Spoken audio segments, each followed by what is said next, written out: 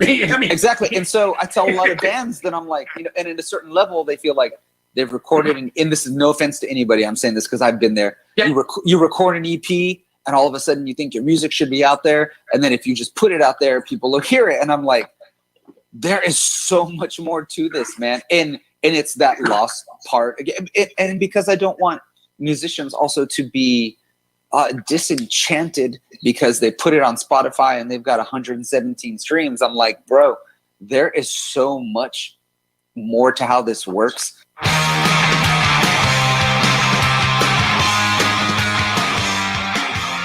Hello, Dallas-Fort Worth. This is Rick with Concert Connection, sponsored by PMC Entertainment. And this week, coming from Rick is on permanent restriction, I have Norman from As Strange as Angels. How are you? Good. Working on my dance moves. You like this? It's so fun just to mess with the camera.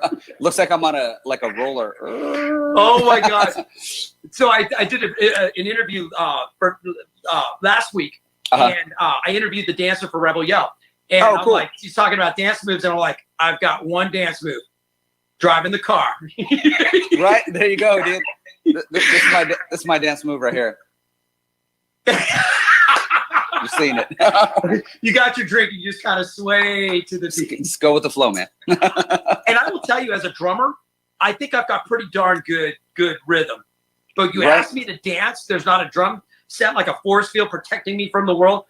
I feel like a complete dork. I'm like, well, see, here's what you need. You need to like have a kit and pretend like when you're on the dance floor that you're hitting something. And then you'll be golden. Try it out. It'll work. Now I'm gonna doing salsa. I'm gonna look like a spaz, and everybody's gonna be like, "Could you ask him to stand against the wall again?" Right. We will find someone to dance with whoever you're dancing with. Oh, my wife. Yeah, my wife will be like, "Okay, just take him away, please. Just go, be gone." That's funny. Oh my God! So you're surviving pretty good through all this. Yeah, man. You know, knock on wood. Oh, I need some wood. Great. Now when I need it, it's not. Everything is metal or plastic. Yeah, I know, right? It's. I mean, it's been a real. I mean, whoa. You know, I'm I knocking think stuff over. Right. It's been wild, man. On all levels. On some good levels, I've been able to rewatch The Office and Better Call Saul in its entirety like 3 times. I love Better Call Saul. Right, dude, that's my boy right there. Oh my Lord. And take a page from his book on just like how to be clever, you know. So as schemy as he is, there's a lot to be said for that character and its intelligence, right? I mean, like you gotta be next level to really figure all that out. He's got writers. There you go. Right. Well, we're talking about the character, so. Oh, yeah, that's not real. Yeah. But the music side, man, it's been a wild ride because, you know, on one end, like As Strange as Angels, our latest single, Never Broken, man, we're cranking on Octane. We're doing my Lord, yes. Hot 100. Like, congratulations, by the way. Thank you so much, man. Thank you. Yeah, I mean, it's been a shock because it's not necessarily what we try to work for. I mean, obviously, like every musician wants to have success. And for me, when I came back to do music again, I was like, well, I want to do it seriously, as in I don't want to take up opportunities that could belong to another artist just so that I can do it in vain. So if I want to do it, I'm going to do it to the best of my ability, right? But you don't really set out the goal to be like, you know, I want to, you know, get on all this radio and get on, you know, Octane, which we're crazy thankful for, because for our genre, that's a huge thing, right? You know what I mean? Huge. So it's crazy to see that pop up, but then there's the hard part of like, you can't tour. And then with the not being able to tour has also created this weird level playing field at the same time that's just made everything so extremely interesting, you know, as far as like business is concerned, because even on the radio note, you know, bands get supported when they're coming on tour through a market. Like literally none of us are coming through the market. So it's interesting to see who gets on the radio, who's radio supporting. And in a lot of ways, it's really brought it back to the song and the artist doing the work more than the actual like business side, if that makes any sense, you know? It does. It's a weird time. I think it's a huge compliment though to the band and the artist that if you're making it, then you're really making it on the foundation, you know, the substance of the music, as opposed to maybe the whole payola, like your music could suck, but we've got lots of money and we're gonna get you to play. Yeah, absolutely, man. And I don't have lots of money, so I can attest to the fact that it is not that. I don't either, and I will tell you, our old manager Larry used to own Casablanca Records when I was in Seattle. I was in a band called Quickie, and we signed with Gasoline Alley, and you know, we had a Music Blitz deal. And again, you hear the old stories of the whole payola, you know, and come on, you know, it still happens to some extent. It happens. Yeah, it most definitely. I'm a guerrilla marketing guy. I would rather see your music explode and blossom because it's truly great. And unfortunately, I offend a lot of musicians, and I don't mean to, but a lot of original artists get mad at like the cover and tribute bands because they're like, how come they're getting all the play and we can't get anybody out? I'm like, write better music. We used to write for every 10, 20 songs, you maybe have one great one. So you're always writing, and you know, don't just write what everyone else is doing. Be creative. This is fun, you know? Don't just be totally. Like, cookie cutter it and I make people mad. No, and I mean, only to me, the only people that get mad are the people that really like actually really believe what you're saying too. You know what I mean? Like in your heart of hearts, you're taking it that way because you know that's something that you need to do. Because for me, that was something that I need to do. You know, I walked away from my, you know, deal that I was in with my band at the time. And I mean, and we were like, dude, Murder FM was rolling. We were doing arenas with Rob Zombie. We were doing, you know, Five Finger Death Punch, Deftones, you name it, it was happening. That was Murder FM? Yes. Okay. Yeah, and the thing about it too, though, again, when jumping back into what I wanted to do with my own music again, that was the thing. I wanted to have fun, number one. I wanted to be able, my son to see something that he had never really been able to experience with me. And that's how it all started. It was with my little boy wanting me to play drums with him when he was 3.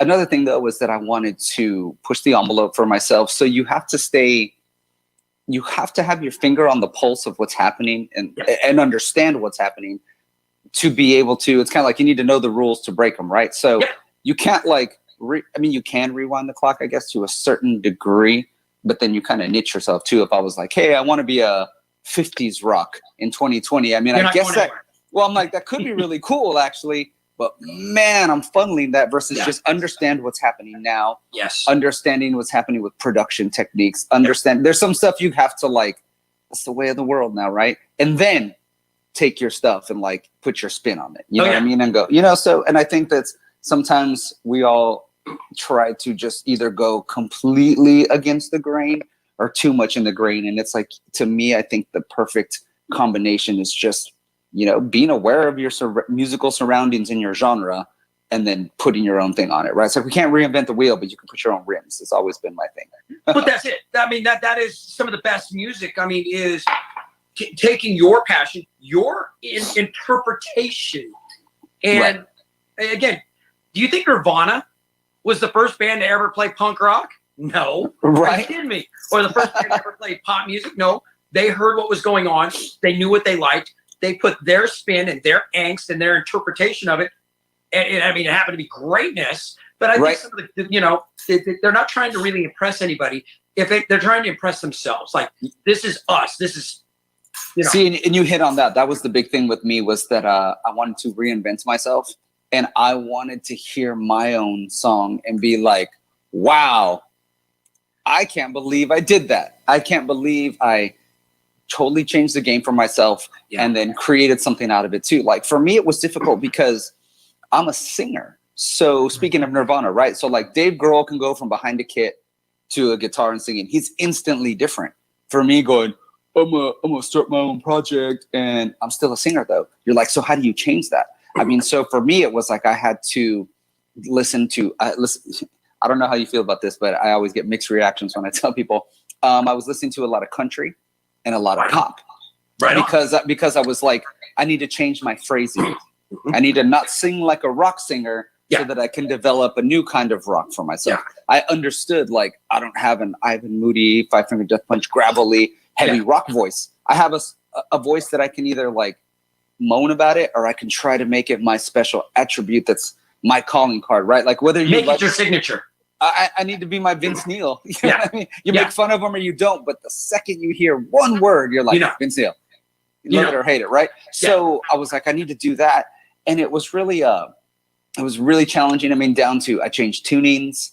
If I had ever written a song with a particular guitar before, I stopped using it. I would go through even down to my BPMs, man. As a drummer, you might be able to understand this. It was like if my song was 181 a lot, or 180 and 120 a lot, I'm like, you know what? I'm gonna make it 121. I'm gonna make it 171. If everything I've done has been even, I'm gonna do it odd, just to, I mean, anything to change the feel. Yeah, anything to change my mind, dude. I mean, and it was rough going. I mean, if you heard some of the demos of the first Strange as Angels, it was like, wow, because I mean, it was not wild. just you, it's everybody's demo. If you go back and listen to demos for Motley Crue or Korn, or I've heard some awesome demo work from some of the biggest bands, and you're like, okay, that's not the polished, you know, Nirvana, some of their demo stuff. It's not the polished stuff we fell in love with.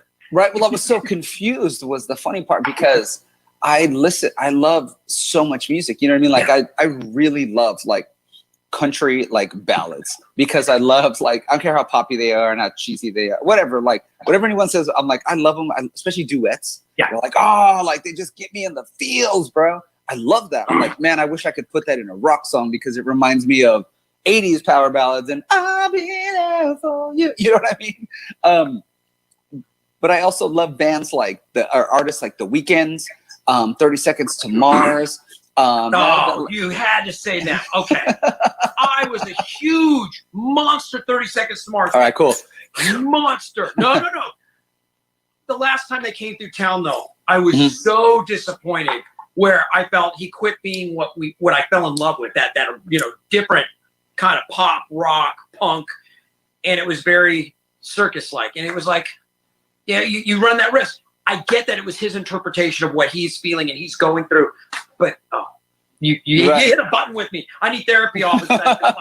Like, I loved him. I never saw him live. I was able to become friends with Tomo, and the guitar player, through a mutual friend of ours, which was super cool, because I could like pick his brain for like little things. You know, we would like, Facebook message each other. Oh, dude, like, okay, try that, right? And so there was stuff like that I love too, because I love my heavy riffs like so much. But I was just like, man, if I'm gonna have to really go the complete opposite end, even if just to meet in the middle again, right? To have the perfect balance of stuff, it was like I had to go off the deep end. So yeah, some of this stuff you hear, man, you're like, you trying to be The Weeknd, homeboy, or you trying to be 30 Seconds to Mars now? Doesn't even matter. But it was the most fun I've had since I was like 16. Because that's the key right there. Yeah. You're having fun. And I mean, that's what this is all supposed to be about. We are musicians. Some of us do it full time for a living. Some of us are now weekend warriors. I'm not going to chase the permanent, career path. I've already done that. I will say I've been trying to get up to Seattle. My old band Quickie is going to record one last album, and they're like, "We want you on the last album." I mean, you're the original drummer, and I think we're at the point we're going to do some cross country recording. I'll go in my studio, record drum tracks, throw them back and forth, and then when we're ready, I'll fly up there and we'll go in the studio and we'll cut up one last album, and it's doing the original stuff. That's awesome, man. If you're a musician, you have to create. You're an artist. Absolutely. And if you're not creating, and you feel stagnant, and all of a sudden you're like, okay, I got to do something to reinvigorate, spark the fire. And some of the stuff I'm doing as a more mature drummer, I've been playing for a couple minutes, is again exploring different things that are outside my comfort zone. And it's funny that you said country. A couple of years ago, I met Rich Redmond from Jason Aldean. Yeah. And I'm not a big country fan.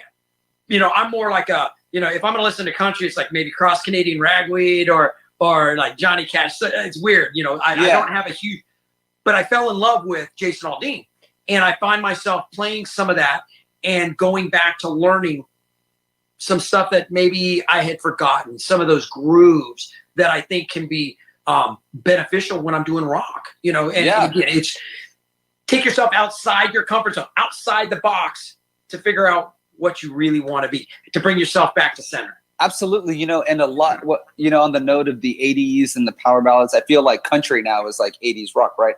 But the thing is, there's a lot of, I feel like 80s rock was so big because there was even in Nirvana, like Nirvana changed the game, but I'm like, but the top line, the pop is there. Yes. You know what I mean? And I'm like, is the genre, I hate it when people say like rock is dead and this and that. Like, first of all, I'm like, No. who are you?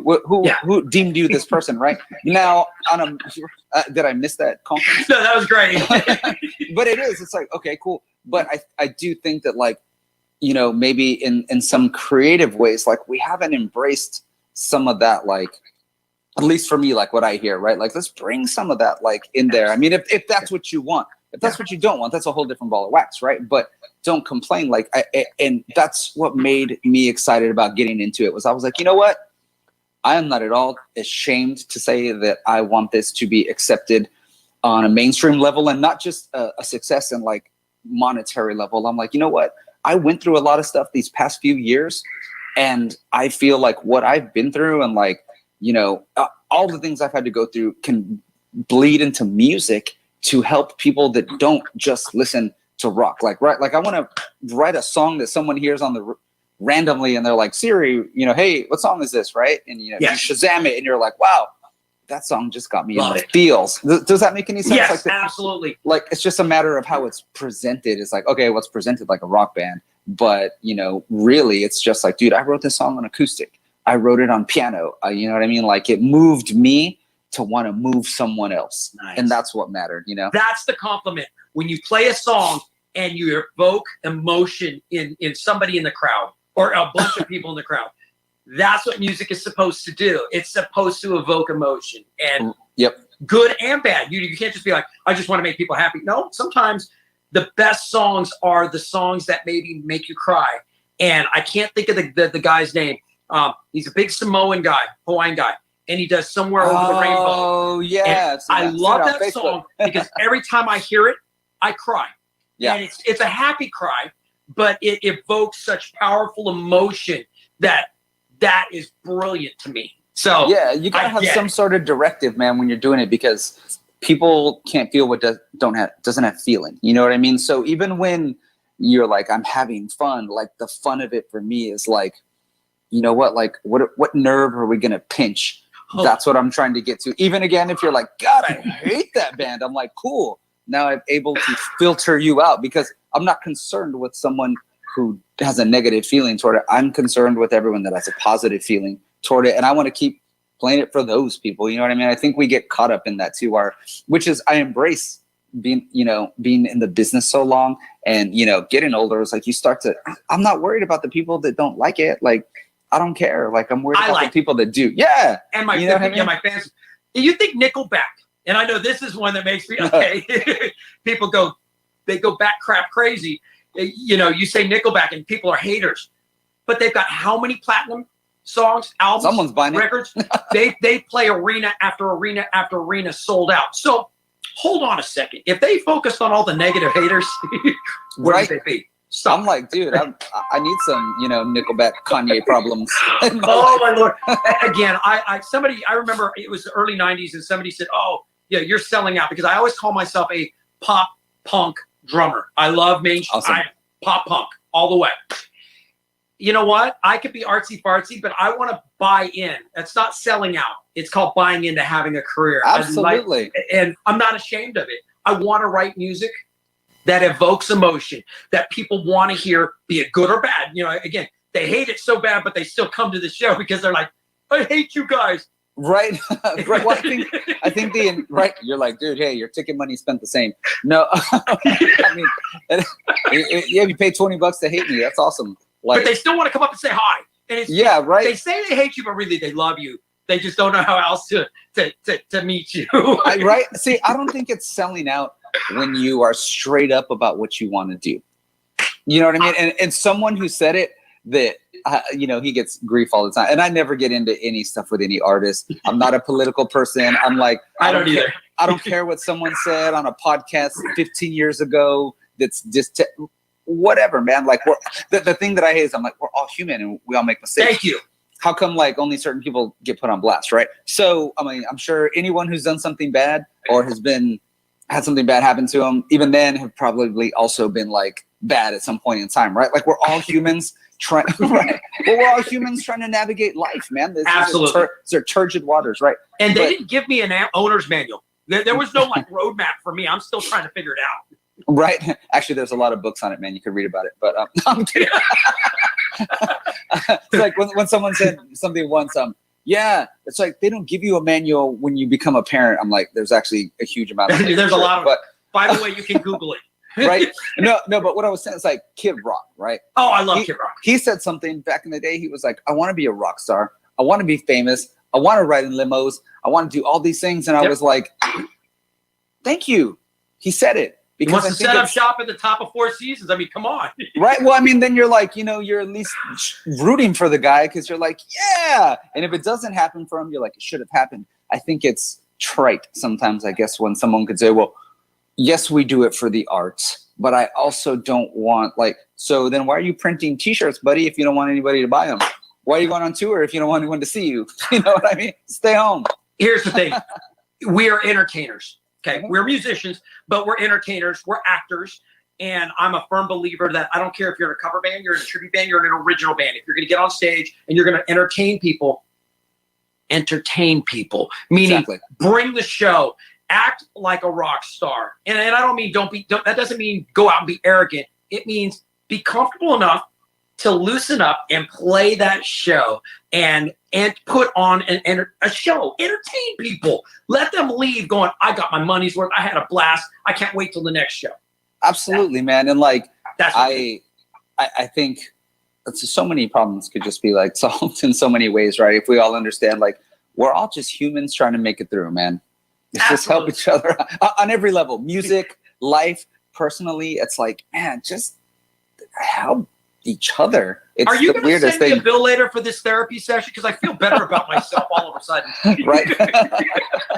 You know what? Honestly, though, going back, when you asked earlier how I've been dealing with it, it's like I've been able to really think and have my little, existential crisis and get all what does it all mean? And I've seen a lot of that.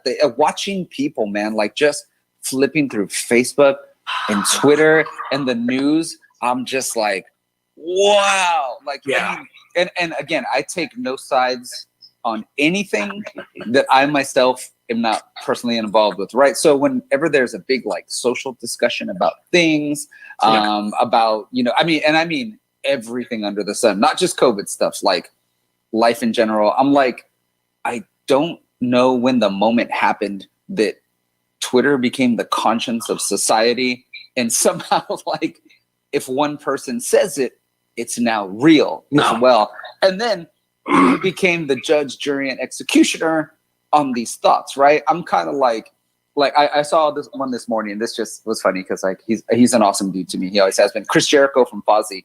Okay. They played a couple shows. They're on blast on Twitter right now because they went and did some shows in North Dakota and there was no social distancing and this and this. And I sat back for a second and I just thought, why y'all burning Jericho up? It's not like he's the only one that made this decision. Yeah. For one, there was other people on stage, the venues. Hello, the people that went to the show chose to go to the show. Yeah, I'm like, he's on stage. It looks to me in the picture like his band is separated. We all naturally are, anyways. The audience could have chosen to stay apart, but they didn't. Why is that his fault? Just because it's one of those well, if your friend jumps off a cliff or you, and you're like, cool, so Fozzy came to play, they're standing apart, so why aren't you then? You know what I mean? I'm the wrong guy to ask that question because you say, are you going to jump off a cliff? I'm like, well, wait, is there water below? Did we go drinking beer first? And what kind of dare was it? Because I've jumped off a lot of cliffs into water. How high up am I jumping? I mean, you got to give me a little more information before I'm like, maybe not. I mean, right. If I want to. Right. No, it's just, and so when I read stuff like that, I'm like, I wasn't involved in that decision-making process. So I don't feel like I should really have any commentary on this anyways. You know what I mean? Because it's that's business that involved those parties. Right. Yeah. And so it gets crazy to me how everything now just becomes this whole huge thing for everybody. And that's the stuff that I guess I get bummed about of we're all human, man. We're all going to do something at some point And you know, when you're that person in that position, do you want to be put on blast? You know, so why you got to be putting everybody on blast? Like, I say, stay humble. Stay humble. Exactly. Appreciate what we're given. We're not here forever. And enjoy the ride. That's what I'm saying. I'm like, I just want to love, bro. I just want to love. You and I, it's a good thing. You know, Michelle's gonna kill me later. It's a good thing you have a drummer already, because if I was with you, we would cause problems. I'm just saying. We would, right? You know what my problem is, Rick? I love too much. No, I genuinely like people. I don't have very many enemies, and the people that are mad at me, that do get mad at me, I'm usually still, I'll smile and go out of my way to try to let's figure out a way to get along, because really, life is short. I like people. I like me people. Too, man. So okay, as we have now gotten our therapy out of the way, now we can talk a little music. So on that note, love each other. It's an ugly world, man. It's an ugly world. Just love each other. I said to you before we started the interview, I'm a hugger. And right? Anybody who knows me, I'm a hugger. I went up to Donovan, the singer for Infinite Journey. Oh, the Gas Monkey. We're friends on Facebook. Hadn't really met each other. Walked right up to him, sat down in his lap. He goes, so we just went back from like casually knowing each other to we're good friends. And I'm like, hi. I love him. I like people, man. I think that giving somebody a hug is one of the most sincerest forms of expressing, you know, true love. Just, you know, we're all human beings. We got to take care of each other, man. And, you know, sometimes it's that little bit that'll break down a wall, break down, you know, put a smile on somebody's face. Yeah, you know what's weird? My mom taught me once, she said, don't be mean to someone because you don't know the kind of day that they're having. And that has always stuck with me. Oh, man. And even, you know what I mean? And even then, if you do know what's happening, you're like, how good would that feel if you were that person going through something and someone just told you, bro, love you. I don't even care. Right? Exactly. You know what I mean? Like a moment in time, like it's happened in your life, like, but I still got you. Like, dude, imagine how cool like our society could be. I get that's my weird comment. Go through life and I smile and say hello to everybody, because you don't know if you say hello and smile at somebody that is having like, this is the last day of my life, I'm done. And that smile, that hello could be all that changes their world. And it didn't cost me anything other than a hi. Right. What was that movie? Real off the subject real quick. It was like an Adam Sandler movie or something where don't give me he had called like Steve Buscemi, and Steve Buscemi was in like his basement with lipstick and like a dress on, and he was like, "Hey man, yeah, it's like Billy Madison. Oh no, the one where he's it might be Billy Madison. I forget. I get them all confused. They kind of run together. I'll have to go back and watch it. But I guess he's calling to make amends with him. It just he's grown up now. He was like an heir to his father's fortune. I think it was Billy Madison. Okay, yeah. So he calls Steve Buscemi, and Steve Buscemi is like sitting there with lipstick and a dress and just going crazy. And he has a list of people on his wall like that he wants to kill, right from like high school. And Adam Sandler's like, I just wanted to call and say sorry for picking on you, man. And then like Steve Buscemi was like, thank you. And he like crosses Adam Sandler off the list. But the thing is like that's kind of like how it is, right? Like in life, right? You're like, just get somebody's back, man. Even if you don't know them, get somebody's back because you wouldn't want your back to be had one day. Don't be afraid to say I'm sorry. And instead of picking on other people, pick on yourself. And I do it very publicly. Anybody watches knows me. I laugh at myself every day because I have a lot of flaws, and I'm not embarrassed to say I have flaws. And if it's me airing my garbage that helps somebody else go, oh my God, I have the same crap. And it's okay to laugh at myself and go, it's just crap. And they can let it go. Right. Absolutely, don't care. man. Absolutely, brother. I know it seems simple, but sometimes the biggest things in life are the little things. Like just, Absolutely. So what Rick and I are trying to say is everybody love each other. We're getting t-shirts made. We should. There was a band called Sick Puppies. I don't know if you know who they are. Yeah, absolutely. Okay. Love Sick Puppies. And they, Shem, their singer, used to wear a t-shirt that said free hugs. And they would go out and they get free hugs to people. Love it. Man. Got you, man. Okay. So now that we have therapy out of the way, tell me a little bit about As Strange as Angels. The funny part is that it's exactly why As Strange as Angels started. Like, just for that. There was a lot that I had gone through in my personal life. So like I walked out of my band. Well, not necessarily walked out, right? Like Murder FM had it just kind of, we just stopped. You know, I love those dudes. Those dudes, I had some of the best times in my life with those guys. It was, I think it was a pivotal time for all of us, because when we started the band and like hit the road together, man, like, I mean, we were kids, you know, like none of us went into it being married and having children. And on the other side of it, coming out of it, it's like we all had, you know, children or were married or like some sort of mortgages, you know what I mean? Oh like it was like when we started, man, we were living at home with moms, you know what I mean? Like, and now you're like, I have to be a grown up. Yeah, we were serious about what we were doing for a long time, that we sacrificed all of the like the things that, you know, our friends were doing, and like getting, you know, apartments and houses, and we were like, nah, man, we'll live in the garage and the van and mom's basement and like whatever, because we had a vision, you know. And we were all in it together, especially J6, Matt, and myself, man. It was like the three of us at the core. And my divorce was happening at that time, when we were signed, and we were on tour with Drowning Pool, like I told you. We'd come all these tours with Korn and Five Finger Death Punch, and man, Tommy Lee was remixing our single "We the Evil." I mean, we were just on this like unbelievable, like, I can't believe this is happening. Like Tommy Lee is like in my voicemail like, talking to me about my song, right? Yeah, it's just the coolest thing ever. But my personal life was in complete and utter shambles, and I chose to be dad first. I wanted to be there for my son. And you know, I mean, when you say this, you have to say it, and I hope everyone takes it real lightly. There wasn't this ridiculous custody battle, War of the Roses type thing. But when you're in it and you've never been there, yes, it's scary. So I always have to like tread real lightly, because I'm not trying to say anything bad, but to not having had that experience, it was the most terrifying thing that was like happening, because all I wanted to be, even more than a musician, even like growing up, was I wanted to be like a dad. I always thought it'd be cool to be like a rock dad, to like be driving my son, or, you know, my child to school, because I didn't know what I was going to have, you know, with my tattoos hanging out the front windows, selling cupcakes at the PTA meeting. Like I thought it would be cool. Yeah. You know, Me too.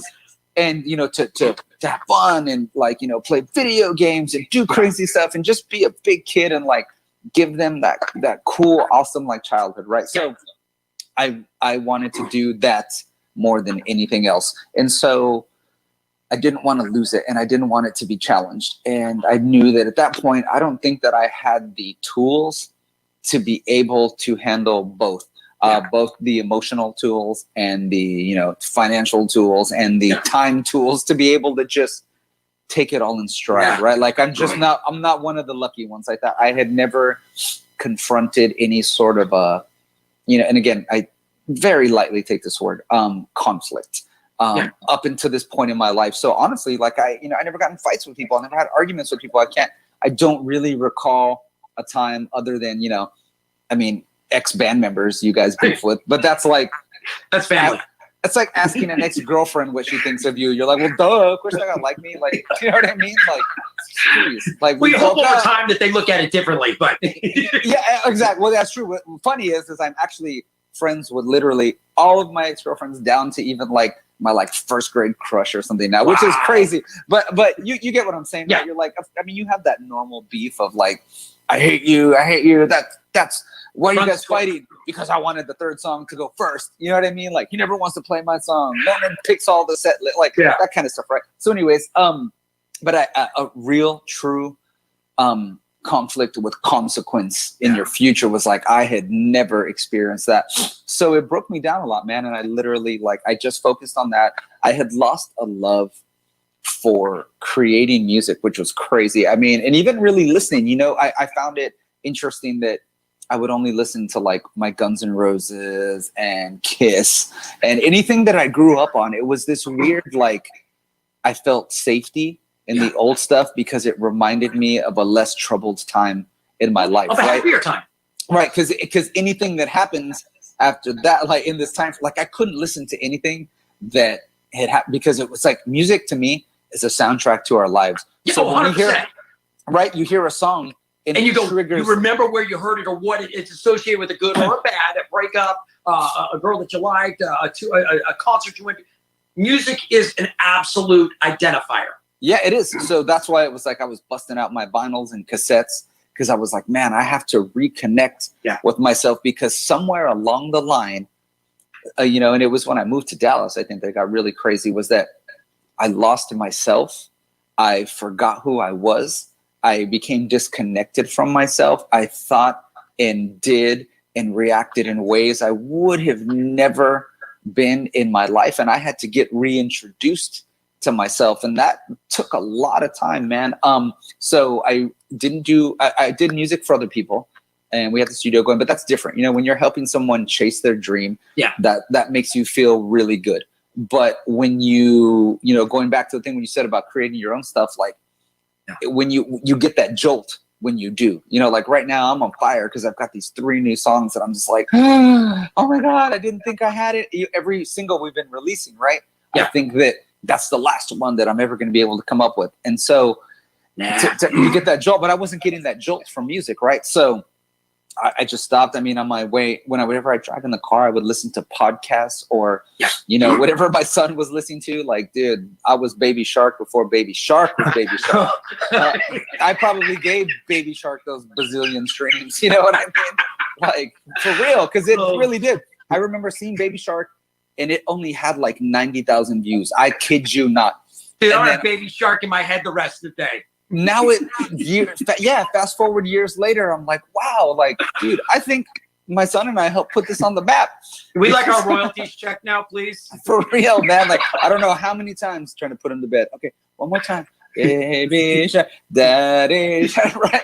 And it drove me crazy, but I can't get it out of my head. You do stuff as a parent, right? Like, he'll fall asleep watching Paw Patrol or something, and I will still stay awake till the end because I'm like, are they gonna save the day? Like, I'm like, wow, like, how did I get looped up in this, man? But so the music tip, right, was like I didn't have that foundation and that love anymore, you know? So to me, it wasn't fair to create for creation's sake. It wasn't fair for me to I didn't think it was the right thing to do, to try and like, well, I've got some sort of an audience, so let me just keep putting out music for the sake of hoping they'll support me and I can make a few bucks. Like, I wanted people to know that I was true about what I was doing. And it was hard because I had been playing music since I was 5, dude. Like, legit. No, or excuse me, since I was 9. I started listening to music when I was 5. The family is music. Like, we have a cousin who plays guitar for Rascal Flatts. My brother has toured with John Fogerty as his touring guitarist. Nice. Dorothy, he's been in a band called the Nanos. Like, that's like our family, that's our Italian mafia, right? Like, we do, even when you try to get away from it, I feel like for some people there's a certain, like, you don't choose music. Music chooses you, man. I mean, I seriously, like, I have tried to be like, you know what? I love doing hair. That's when I was playing with it. I was like, try to be a hairstylist. Yeah, that ended for a hot minute. Because I would always do everyone's hair on tour. You're like, why don't I just get a license and do it for real, right? I've tried to switch all kinds of different gears. Like, hey, let me just have like a real job. And like, that lasts for like, 48 hours. You're like, well, that was a dumb idea. I'm glad I didn't do that. But you tried. Right. Well, the thing was, it was about, I think in that process was this big, like, I wanted to reinvent myself. I wanted to get reintroduced to myself. I had gone through so much work in counseling. I had gone through so much work in myself. I didn't have any relationships at that time. My only thing that I focused on was my son. I mean, I really did a lot of work on me, man. I dropped 30 pounds. Like, I grew my hair out. I wanted to do everything absolutely different because I wanted to be the person that I knew that I am. I wanted to be the brother, the son, the father, and the man that I know I am, and was ashamed to a certain degree of maybe like in this time how I just managed to get lost in that. You know what I mean? That for me, there was a lot of like redemption. Like, I got to redeem myself because I know the person that I am, and like any of the stupid things that I did had to be because I just wasn't in the like the proper like mindset. You get carried away. Like, I feel like there's a certain part, I think, in everyone's lives when you're chasing something that you derail somehow, one way or another. You know what I mean? But that's all part of the foundation and the experiences that make you who you are. And you had to experience that to get to where you are today. So that kind of stuff, I'll take it all day long. And you just got to accept it for what it is. It's like, okay, this is a weird, crazy time that we're going to look back and go, but it's part of the whole makeup. Right. So, you know what I mean? Yeah, absolutely. I mean, and that's what bled into the Strangest Angel songs. Like, there's a lot of just introspection there, but I wrote them. They started from a place of, well, these are my personal experiences, but then I tried to broaden it up a little more so that anyone that was hearing it, it doesn't necessarily have to relate to specifically what I'm feeling. You generalize it enough that someone can feel it, right? Like the song Mirror Mirror was all about like looking myself in the mirror going, man, like I am sorry to anyone that I have ever wrecked in any way, shape, or form, because I assure you 100% that was never at the forefront of my mind, man. It was just, I was on a train in life that was just like, man, even I couldn't like catch on sometimes. It was just going, right? Like once it goes, it just goes. Sometimes you just gotta hold on and go for the ride. Right? You know, there's that, you know, another song, the second single, Miracle, which both of those went Billboard Top 40, which still blows my mind. Miracle is about like, we're all searching for our own, you know, miracle, man. Like you wake up every day going, man, look, every day, drop one on me. Come on. Come on, big man, hook your boy up, you know? The thing is, the miracle is all of this. Yeah. Sometimes we're looking for something that we already have. It's right in front of you. Yep. You know? Really? Yeah, and it's crazy. And so, you know, then Never Broken, the latest single, was about overcoming all your adversities in life, overcoming your, you know, just any triumphs, trials, and, you know, tragedies. And I guess taking accountability to a certain degree, right? Like I can play victim for only so long. Like these things have happened to me before. You know what? Even these people that have like maybe caused consternation in my life, they're not necessarily responsible for it anymore because I'm the one still hanging on to it, right?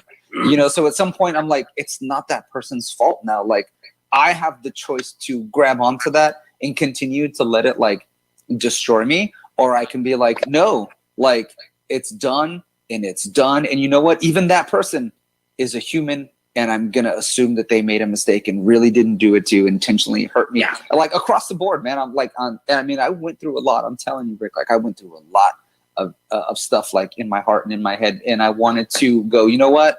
This is the stuff, because I don't drink, I don't smoke, like I don't do any drugs. Like I don't know how to like write songs about that, but I can write songs about things that I feel very strong about.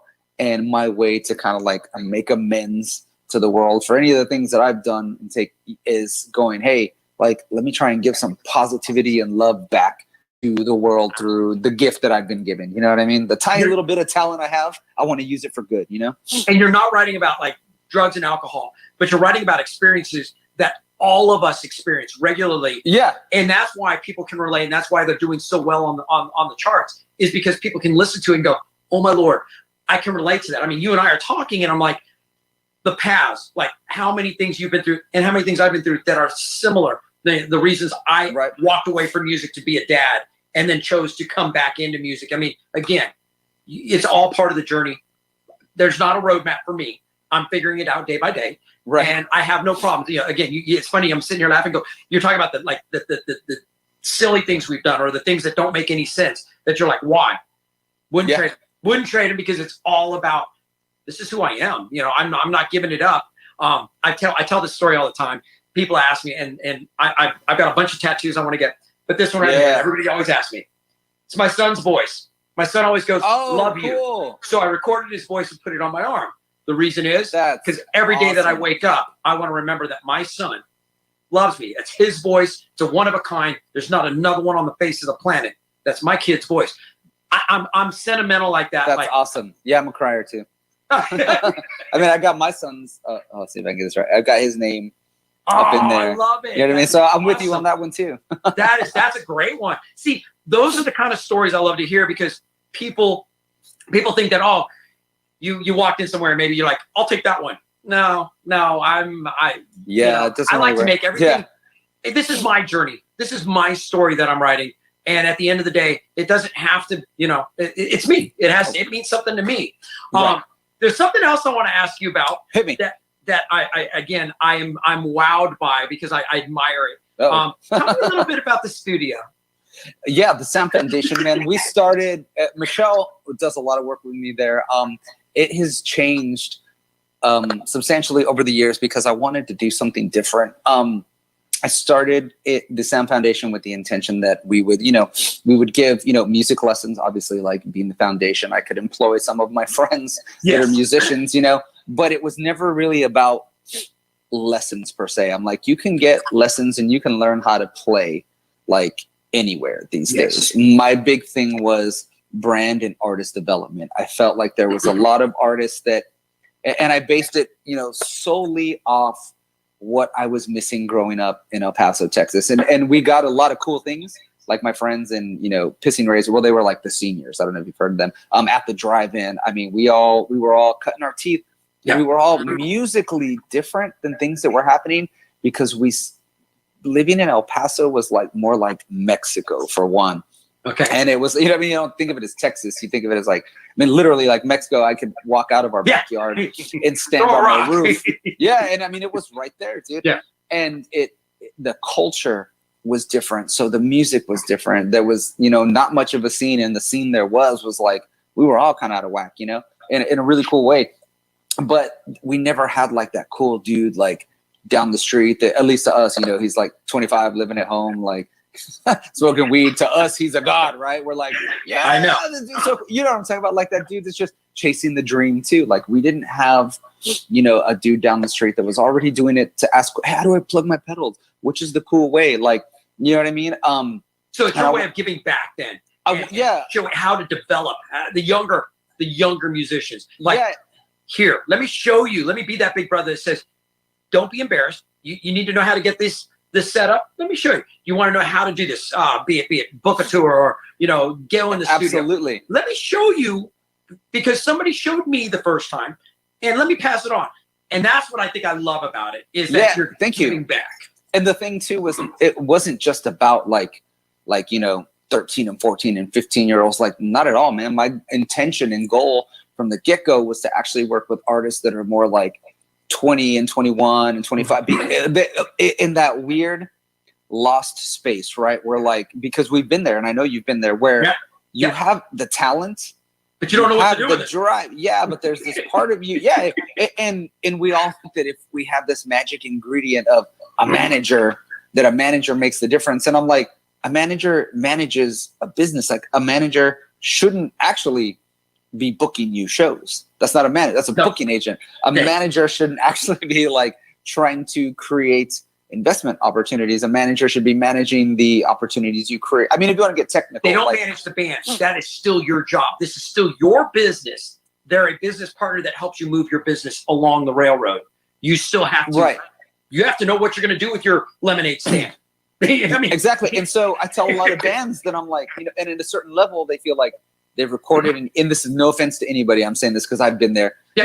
You record an EP, and all of a sudden you think your music should be out there, and then if you just put it out there, people will hear it. And I'm like, there is so much more to this, man. And it's that lost part again.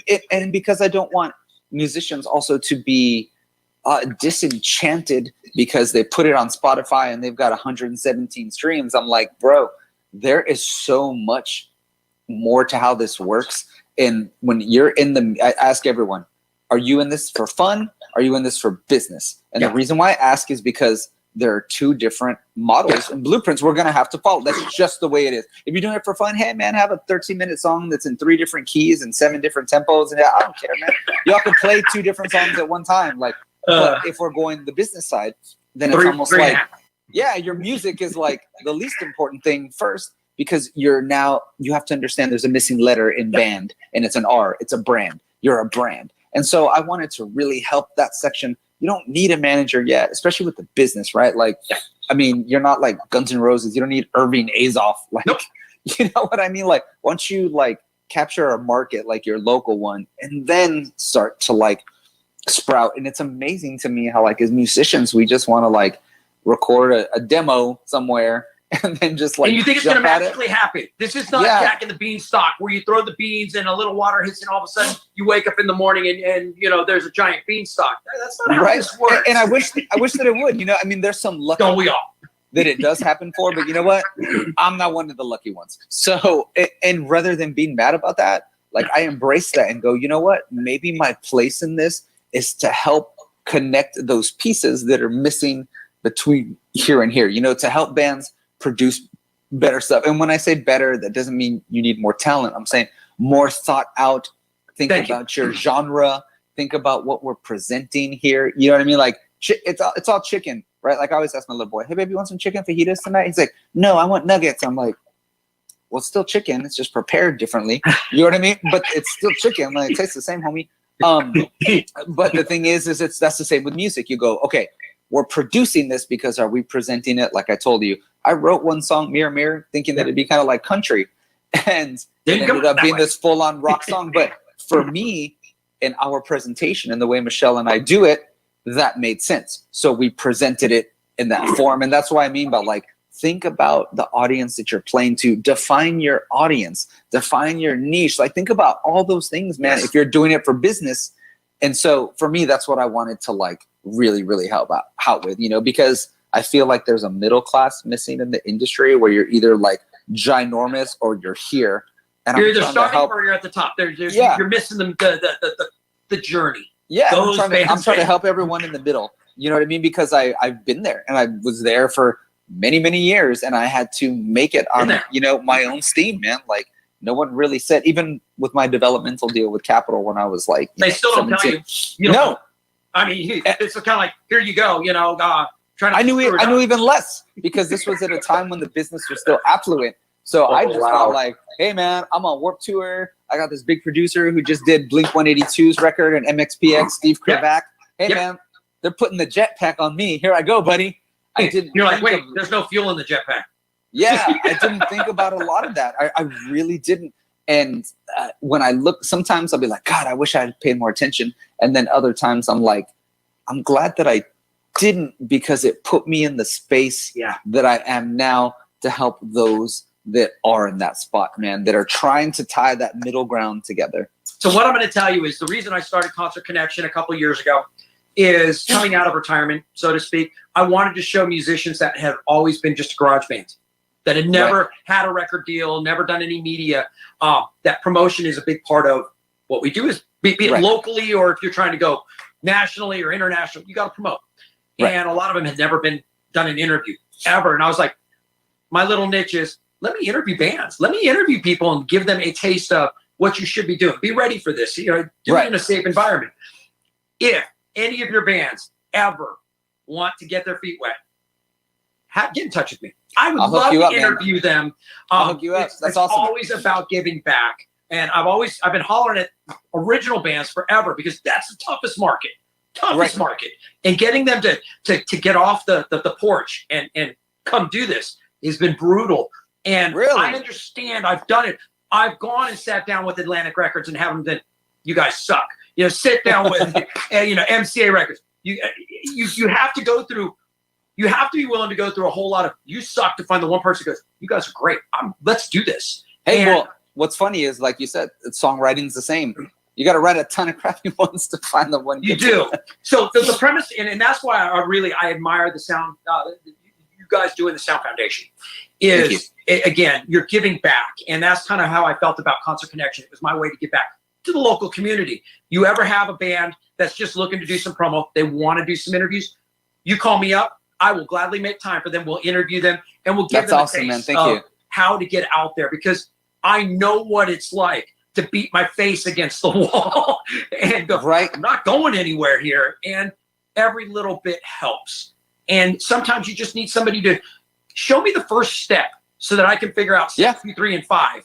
You know? And that's exactly what we try to provide. And go, you don't need a manager. What you need is like a consultant, if you will, someone to ask those questions to, right? Like at particular points in your career, let's set up milestones for your band. Let's set up a timeline. Let's not, and because there's not an umbrella way to do this. I wish there was, right? There's no right or wrong way.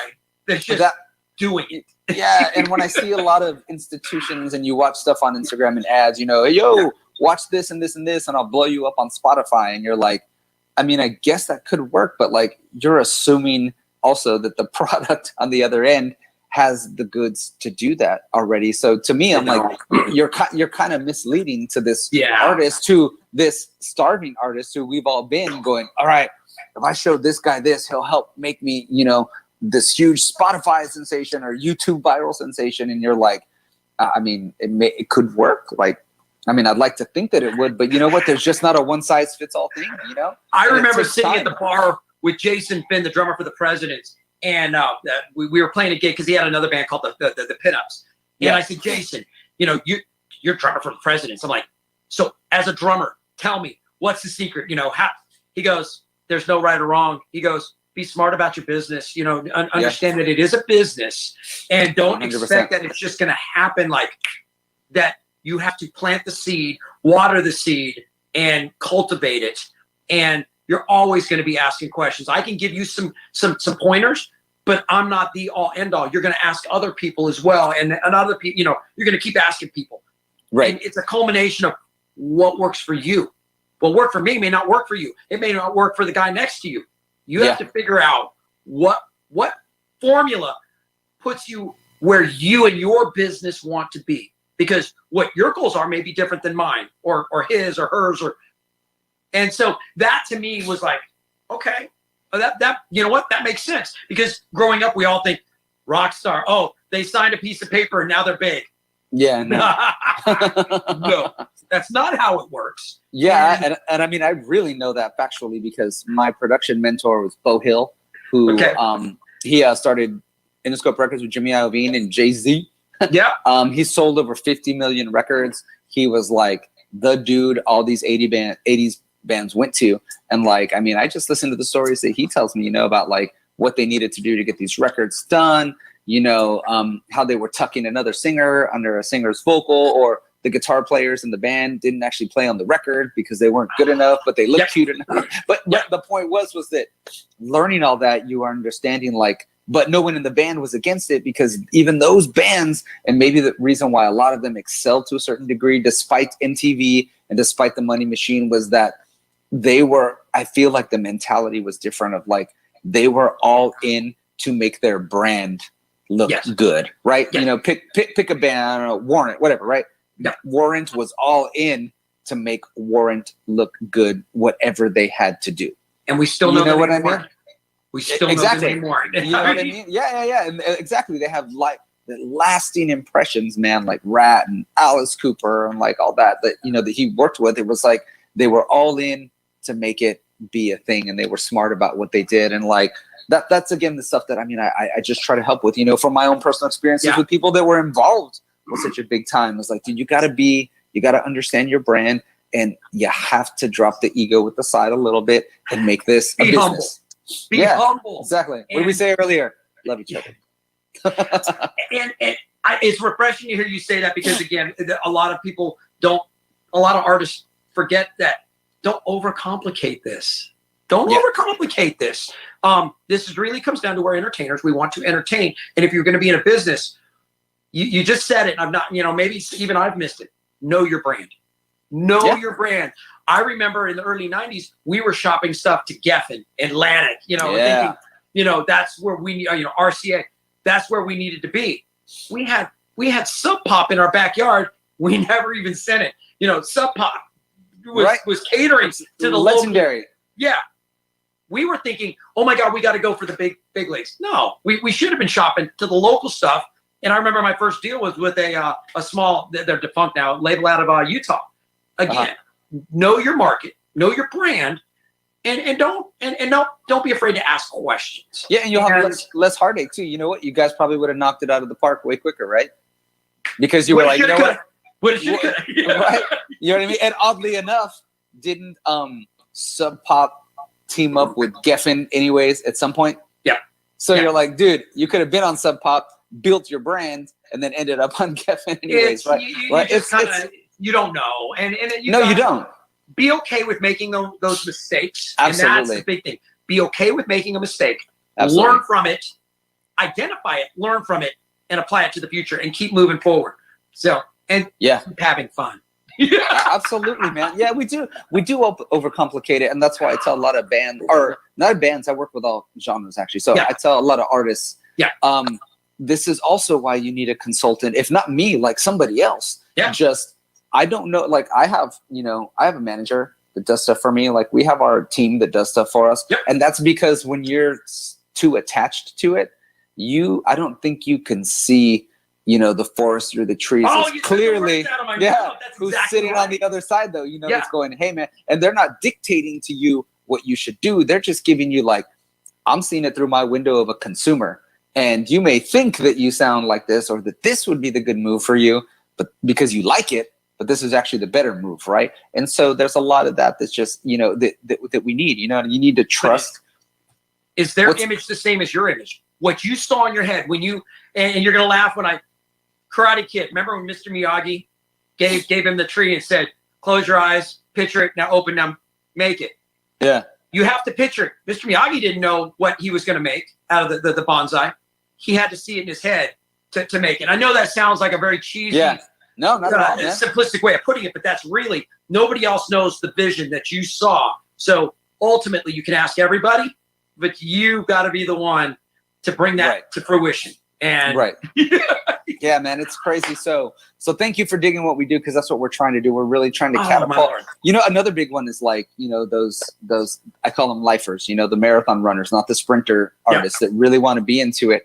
Those are the ones like, I really want to help, because I remember struggling at 22 years old. And I feel like there's nothing in that, right? It's like you have lessons when you're a kid, and then like you maybe get into music later. Like I, oddly enough, work with like, a lot of adults that have like real good jobs. They're doctors and lawyers and stuff now. And now that they can afford it, well, there you go. Now that they can afford it, they jump back in it, right? But there's still, again, I remember that feeling, 25 years old, we're rolling, and I'm going, God, I just wish there was someone's brain that I could pick that has been through it. You know what I mean? And so that's what we're really trying to do with the sound. We've changed the model. Helping you too, don't you? We do. I know that Johnny's helping you over there. I know he shows up over at the studio. Yesterday. We got Johnny Kelly from Typo Negative and Danzig, CJ from Drowning Pool. We've had Ryan from the Polyphonic Spree, in and out. We've got Michelle. She's she's the jam dude. And that's another thing I wanted to provide. Like I geek out when I see Johnny, because I was a huge Typo Negative fan growing up, right? So I'm like, dude, how cool is that to have like, Slash teaching you something about your band? Like, dude, really? So I was scared. I met him last year because I emceed Drumathon, and we were on the bus, and I was hanging out, and I'd already gotten to know Rich and Chip and whatnot, and Johnny was there, and I was like, and I feel like a dork because I got to talk with him, but I didn't get to really like sit and chat with him the way I wanted to. Right. I got to know Lori Peters really well. Mike Bailey. Lori's really awesome. Yeah. But I wanted to chat, and he's a local guy, which is crazy. And I even asked him, like, would you come on the show? He's like, yeah. I've been too, I need to reach out to him again. I would love to have him on, because again, he has so much knowledge to impart. And again, if you understand the premise why I do the show, knowledge to impart to other musicians that they would find invaluable. They might take a little piece. Because even if the business has changed, what I tell a lot of people, that the business and the models of things, like, they don't necessarily change. It's merely the medium that we use to like get there. There are still basic principles that like are gonna be lifelong from forever. Business advertising, for any type of business, you still have to define your market. You still have to define your, like, the digital world doesn't change that, right? And Johnny, he's super awesome. I love, dude, he just talks, like, he just tells us stories all the time. We call him Uncle Johnny. Like, my little boy, like, just beats the I gotta reach out to him again, because like I said, I wanted to chat with him, but I was nervous and somewhat intimidated. And it takes a lot for me to get intimidated, because I love talking to everybody, but I was like, he's the jam, man. You know what you should do? Like, lure him with breakfast tacos from Taco Joint. Taco Joint, what's up? We're showing you some love. Locals. Yeah, that's like his jam, man. Like, Johnny, if you're watching, I'm coming with tacos. Right? You go door dash them to him, and then do the interview right afterward. Like, who's this from? Oh, Rick. Block him. No way. And it's crazy too. He had this Danzig drum head in the school the other day. Just like he pulled it. He's like, Jared in the studio. He goes, check this out, man. And he like pulled it out, and it was this huge like Danzig like kick drum head. I'm just like, and he's like a little kid at Christmas time. Yeah, and 13-year-old me again is like, oh my Lord. Yeah, dude, it's awesome, man. But yeah, we have really done Sound Foundation, man. It's brand, to sum that up, brand and artist development. It's a studio. Like the lesson thing, you got to figure that out on your own. Our big thing is helping artists of all genres that are doing it for career purposes, not for fun. And if that funnels out any business for us, like, well, that's okay, because for me, it's about the serious ones, because we want to spend. It's not a something that we take what we do seriously. So we only want people that are trying to take their futures in the music industry seriously. You know what I mean? I'll say it again. If we can ever be here at Constant Connection, if we can ever be of assistance to any of your artists, I'll give you my cell number. You call me up, go, hey, can you get them awesome, on? Man. I will absolutely. We will make some time for them. When we get back in the studio, we'll bring them in and do it against the green screen.